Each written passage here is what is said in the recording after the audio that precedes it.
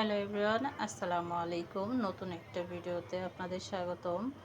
আজকে আমি একটা পিঠা রান্না করব। এটা আমাদের দেশে ছই পিঠা বলে, হাতে করে বানানো হয়। তো এই যে আজকে আমি এটা রান্না করব। আমি এটা বানিয়ে নিয়েছি আগে।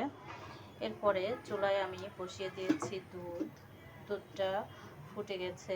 এখন আমি এখানে দিব পরিমাণ মতো লবণ, এরপরে দিব 2 টুকরা এরপরে দিব দারচিনি, এরপরে দিব এলাচ দিয়ে সুন্দর করে দুধটাকে একটু জাল করে নেব।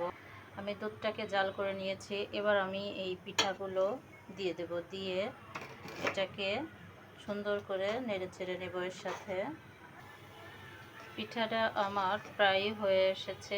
এখন আমি এখানে চিনি দিব, প্রয়োজন মতো চিনি দিয়ে দিব। চিনি দিয়ে আমি একটু নেড়ে নিয়েছি। এরপরে দিব কুড়ে রাখা নারকেলটা দিলে এই পিঠাটা খেতে বেশি টেস্টি লাগে। এই পর্যায়ে চুলার জালটা একবারে লো রাখবেন, তাহলে পিঠাটা ঘেটে যাবে না। কারণ এটা আটা সিদ্ধ করে বানানো, তো অনেক বেশি জাল করলে দেখা যায় পিঠাটা ঘেটে যায়। এবার আস্তে আস্তে একটু জাল দিয়ে আমি একটু গুঁড়া দুধ গুলিয়ে দিয়ে দেব, তাহলে পিঠার স্বাদটা আরও একটু বেড়ে যাবে। তো এই যে আমার পিঠাটা রেডি হয়ে গেছে। এই পিঠাগুলো কে কে খেয়েছেন আর কে কে চিনেন অবশ্যই কমেন্ট বক্সে জানিয়ে যাবেন। আর আমার ভিডিওটা ভালো লাগলে সবাই একটু সাবস্ক্রাইব করে পাশে থাকবেন।